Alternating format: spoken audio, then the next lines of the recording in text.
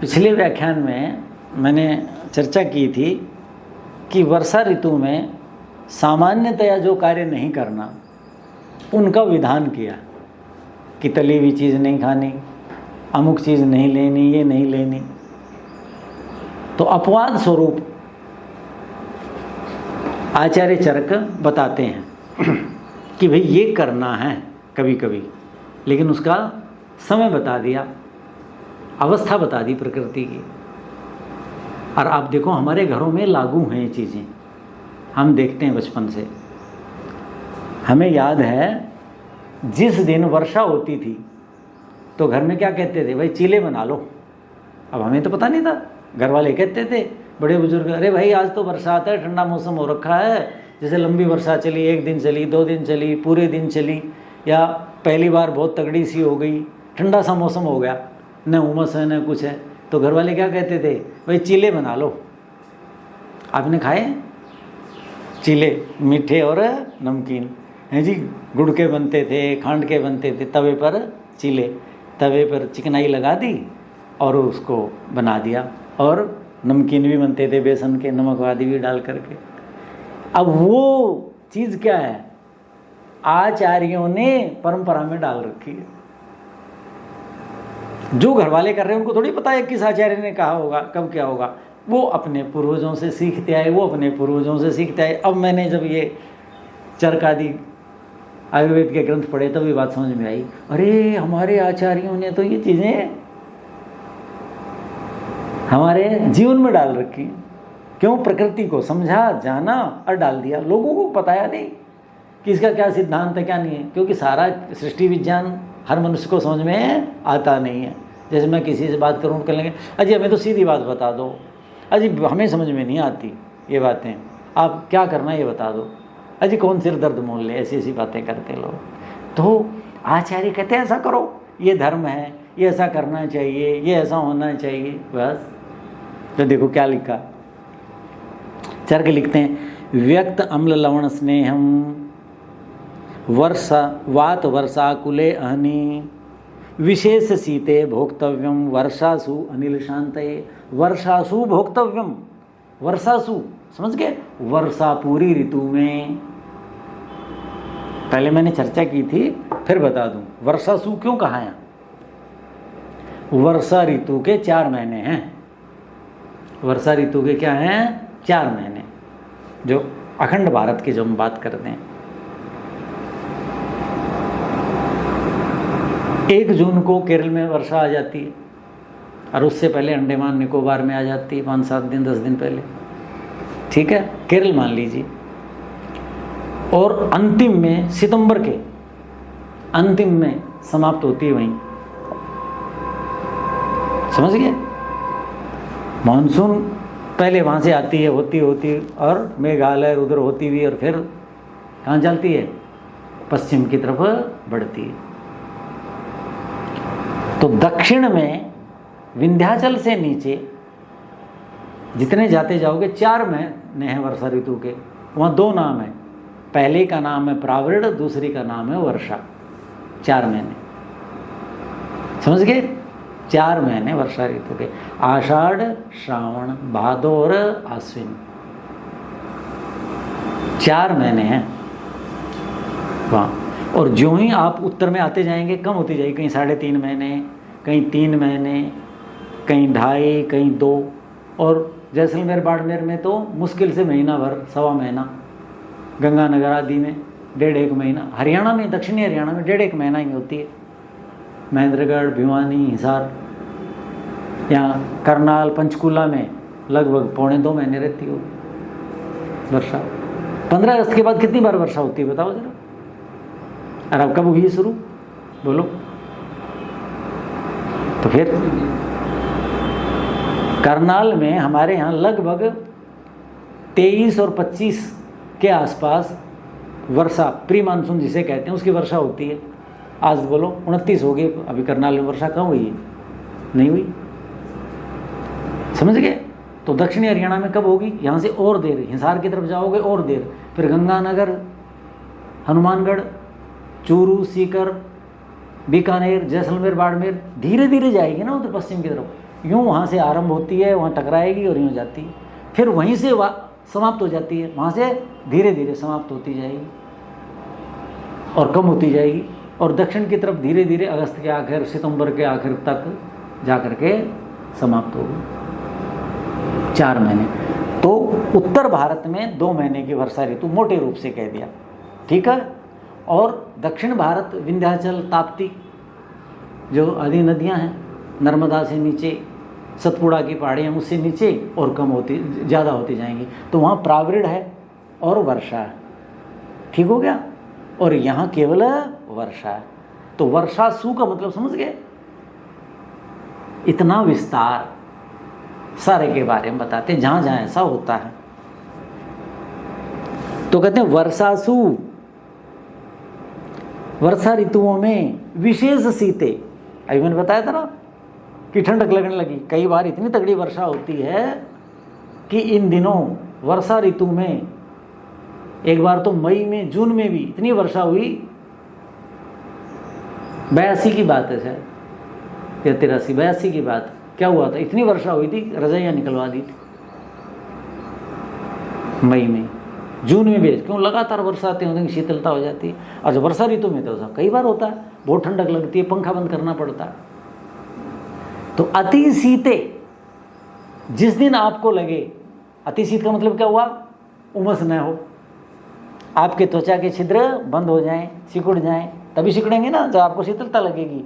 तो वर्षासु, वर्षा ऋतु में अति शीते, जिस दिन आपको बहुत शीतलता लगे उस दिन भोक्तव्यम, खाना चाहिए। क्या खाना चाहिए?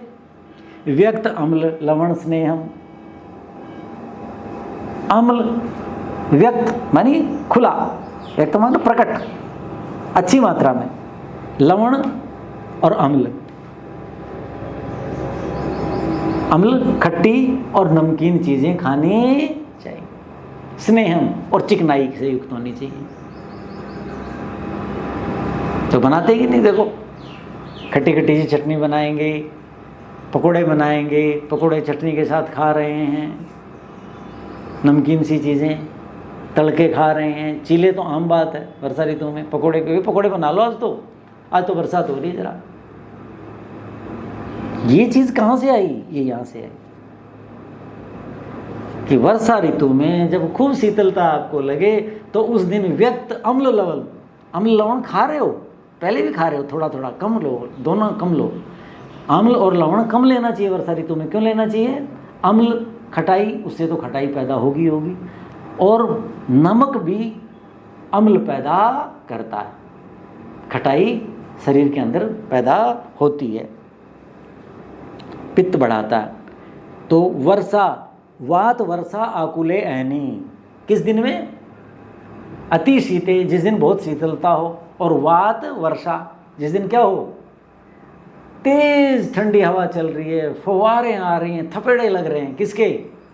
हवा के और बरसात के। ऐसी तेज हवा चलती ना, दरवाजे बंद करने पड़ते हैं, भाई बंद करो, अंदर बरसात आ गई, यूँ थपेड़े लग रहे हैं। वात वर्षा आकुले, आकुल, आकुल समझते हो ना?